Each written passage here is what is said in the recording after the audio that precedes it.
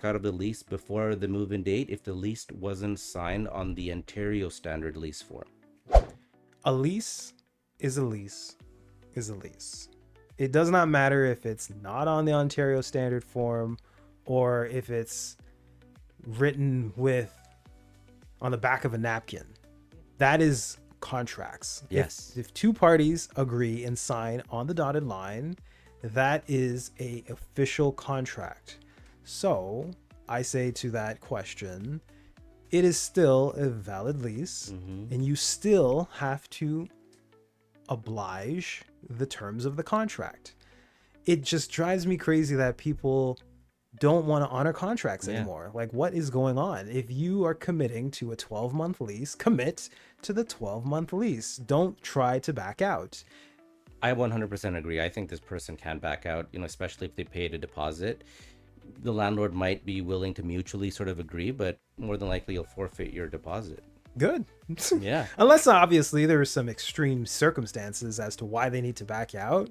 Yeah. I really don't see why you would want to back out. I mean, you go into this in good faith that you plan on moving in and all of that. So again, there are certain circumstances, death and things like that, Yes. illness, where backing out makes sense. But for the most part, if you've signed, you've committed. Yes. So don't try to, finagle your way out of it after the fact. That just really grinds my gears. Absolutely, I agree. And a lot of times these tenants don't realize the consequence of backing out. The landlord has to start all over. It's inconvenient. Oh. You've turned down other applications because you signed, and it's just a headache to just walk away at that point. 100%. Is it normal to ask for the last 2 months' rent in some cases? I would say it's common. It's not unheard of. Now, according to the RTA, it's not allowed. You can't require it. You can request it. The tenant can volunteer and oblige, but they're not required to. I like to structure it a little differently. I like to do 11th month and last month to kind of just compromise a little bit. A lot of times the landlord's not for that. I'd have to kind of convince the tenant, based on their background, if their credit was poor, if their job income wasn't secure, I kind of advise them of their rights. Like, you don't have to do this, but if you agree, it may help your odds of getting qualified or approved, I should say. Yeah, no, that makes sense. I mean, you pretty much covered that one in a nutshell. It's really not allowed, especially if you try and say, oh, you will only get the place if you do that.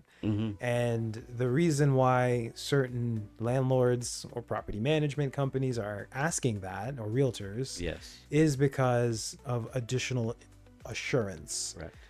But keep in mind that you can't take advantage of the situation. Yes. And both parties need to be aware of that. Absolutely.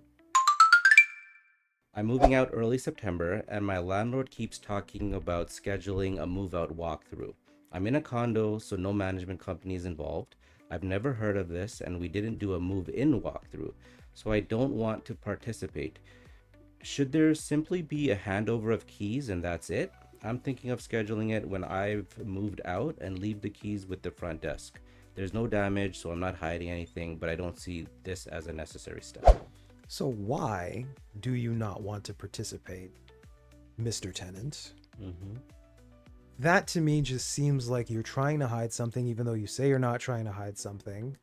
And the fact you want to only participate after you've left further proves that you clearly are trying to hide something. The reason why you probably didn't participate in a move-in is because we knew what the place looked like prior to you taking possession. So we didn't need to technically do the move-in with you because we did it. Right. You're leaving, we want to collect the keys from you. It makes sense to do the move-out then and there. As a matter of fact, we should be doing pre-move-out inspections when you give your notice to vacate, just in case. And then after that, we will do a move-out inspection. So tenants really need to understand that we want to make sure that things are in okay condition. Yes. And at the very least, just comply. Comply with a very normal ask that shows good faith. Yeah. And in future will definitely pay itself forward. I agree. You don't want to burn bridges. You know, the landlord most likely gave you a good reference, so just kind of satisfy their any sort of reservations they have with the move out process. Just want to make sure everyone's on the same page. I So I agree. agree. Good. So I've read through the sort of responses on Reddit, Ah, and it's very tenant sort of, biased towards the tenants. Like a lot of people responding are like, no, don't do it. I You have a don't have feeling to. on Reddit it's a lot of tenants. Yeah, I seldom see, the calm, rational landlord on there. exactly. Seems to be a bunch of tenants on there complaining. I Yeah. don't get it, but such is life. So here's a question. Mhm. Does a landlord have to give government ID before rent deposits are given? So no, they're not required to give it. It may be a good idea to kind of satisfy the tenants' reservations about providing a deposit, but they're not required to. I wouldn't give them a copy of it, but maybe kind of flash it to them to show it to them.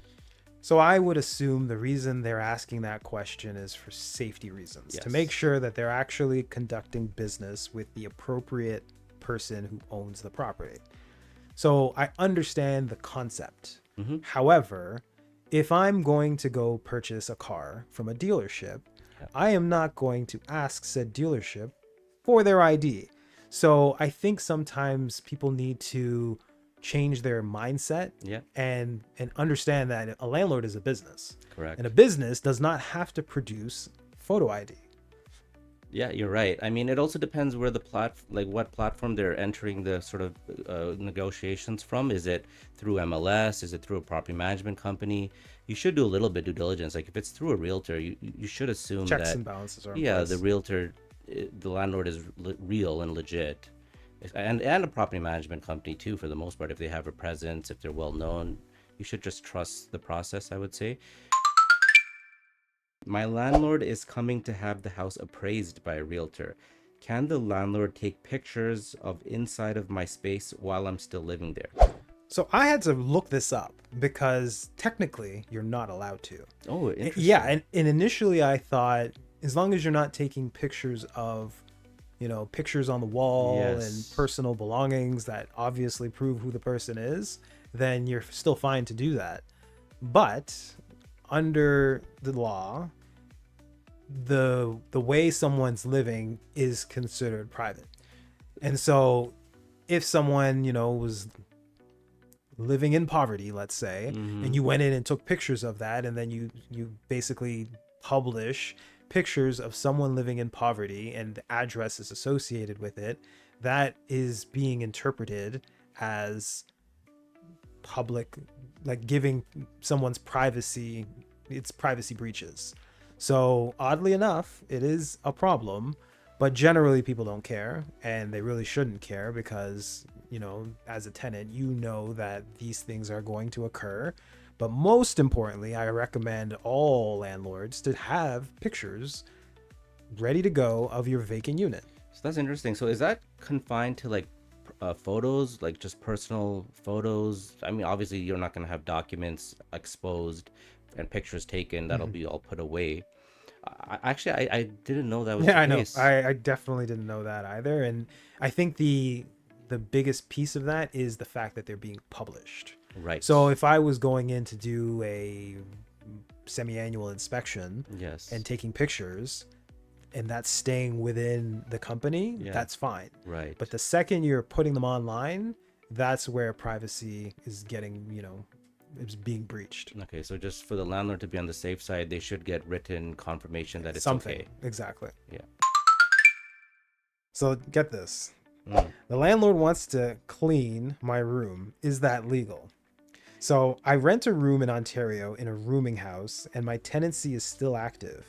My landlord gave notice saying he'll be entering to show to prospective tenants and perform cleaning.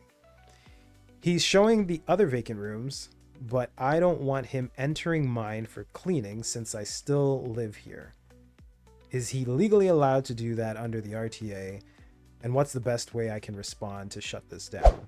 Okay, so this is an interesting question Very. because it technically does not fall under RTA. It's a room. Yeah. It's if you're sharing the kitchen and bathrooms, you're not protected under RTA. This is a roommate agreement. Yeah. That being said, I don't think they're still allowed to go in there and clean it. Yeah. You still have to respect the tenant's personal space, privacy.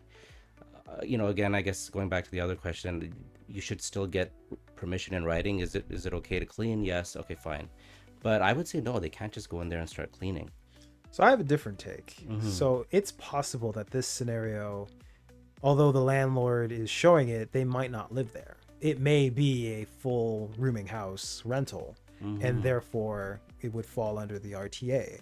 And then that's why he's giving notice as opposed to just going in. And if he is giving notice and if he wants to clean, I'm assuming that this tenant is nasty. Why else would he want to clean to show the unit? And why would you not want your unit clean as a tenant? And that is something that I see a lot with rooming house style tenants. They just live in a state that's not in a showing condition. Absolutely. And I'm pretty sure the landlord knows this and doesn't want to show a unit or a room full of garbage. Yes. So instead of trying to prevent the landlord from cleaning, how about you just clean up? Yeah. And then there'd be no issue. I agree with that 100%. You can just tell the landlord my room is clean. Go on in. Yeah. But no, he wants to push back and be defiant. Yes. Clearly the room is a mess. And that's the issue. It's Yeah. not a matter of, whether or not the owner should clean. Just have it clean for the showing. Definitely. Period. My apartment was purchased by a new landlord. Are they required to honor first and last? Anytime a purchase of a rental property occurs, the buyer is assuming the contract, which is the tenancy, Yes. in its entirety. Correct. So that means the seller is going to transfer all of the deposits that they have over to the buyer. So this one's pretty easy, obviously. You do not have to pay extra. Your tenancy will resume. There's no real changes that are going to occur. And if you hear otherwise, then clearly that's an issue that you should be on the lookout for. But outside of that, there's no issue that you should be concerned about if your rental property, the place you're renting, has been sold. Yeah, I agree. The tenant is 100% protected. Their last month should be honored. I believe, the realtor in the purchase agreement, they should kind of spell it out to the landlord, Yeah, of course. to the new landlord that, Yeah. hey, you got to honor the last month rent. Yeah. My partner and I found a great townhome to rent and were reading through the rental agreement, and in Form 410, we noticed a line that said we'd be responsible for the first $100 of any repairs. So if we have a plumbing issue, we'd pay $100 towards the final cost of getting that fixed. Is that standard? I've never seen that before. It is definitely not allowed. The landlord is responsible for maintenance. I've seen this clause float around. lot. Yeah. Yes. I have reluctantly put it in one of the leases I've done. Yeah. And I told the landlord, this is not enforceable. Yep. I'm like, you can hope the tenant will just oblige. I also kind of told the tenant, listen, this is not Yeah, enforceable. of course. But it's crazy. It's not right. I don't think it's right at all. It's not justified. To shoot the landlord some bail, I will say that I understand where that came from. Yes. Because countless times I've seen a light bulb not working and the tenant saying, oh yeah, I don't have lights, and then we would send out a contractor to replace the light bulb and then charge the owner $100. It's crazy. So the logic is to prevent that. Yes. But it's not enforceable. The landlord is responsible for all maintenance, repairs. Having contractors on standby that you work with to have prices lower is ideal. But yeah, no, you can't do that. Definitely. I agree. Just got a new lease and it says tenants aren't allowed overnight guests without permission from the landlord. Is that even legal in Ontario? I'm quiet, don't party, and just want my partner to stay over once or twice a week. I live in a studio basement apartment. The plight of the basement apartment. Oh my gosh. So basement apartments are personally the bane of my existence. I agree. And especially when they're owner occupied, because there is a dynamic there that is very challenging to manage. Correct. The owner of the house, who is the landlord, who lives upstairs, does not treat the basement tenant as a tenant, a business transaction. They actually do view it as a guest in their home. Yeah. And that's where saying no guests at a certain time, no parties, no this, no that, that's where that comes from. It's this is my home and I'm allowing you to stay in my home, and Right. therefore you have to follow my rules. Mm-hmm. But unfortunately, landlords, Yes. the second you sign a lease with a tenant, that space becomes the tenant's. And you cannot dictate who's allowed over and everything in between. Correct. That's their legal domain. That's their premises. They have a right to reasonable enjoyment. Guests cannot be prohibited in any way. They do try, though. Yeah, They absolutely. do try. Tenant breaking a 1-year lease 4 months in. So the tenant signed in April of 2025. The terms and conditions clearly stated in written notice to provide 60 days before moving out. The tenant texted me saying they can't afford the place and are moving out in 1 month's time on September 15th, 2025. So what are my next steps? They did pay the last month's rent deposit and key fob deposit. I do not have another tenant lined up. Okay, so they're not allowed to break the lease. They have to fulfill the 12-month obligation. However, it isn't probably the best interest of the landlord to try to compromise, work with the tenant, try to find another. It is inconvenient. The other option is you're going to deal with the tenant that can't pay. Yeah. And that's even worse. Exactly. So it is a hassle, it is a headache and inconvenient, but I would try to oblige the tenant in some way or the other. You can try to mitigate your losses by trying to get the tenant to assist in Yes. finding someone. So yes, you can try having the tenant assign the lease to someone or find a sublease of Right. some sort.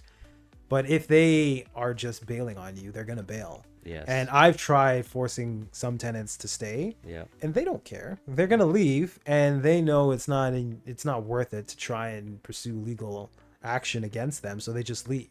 Yep. In an ideal world, there'd be more recourse. Mm-hmm. Hello, LTB. LTB, wake up. Yeah.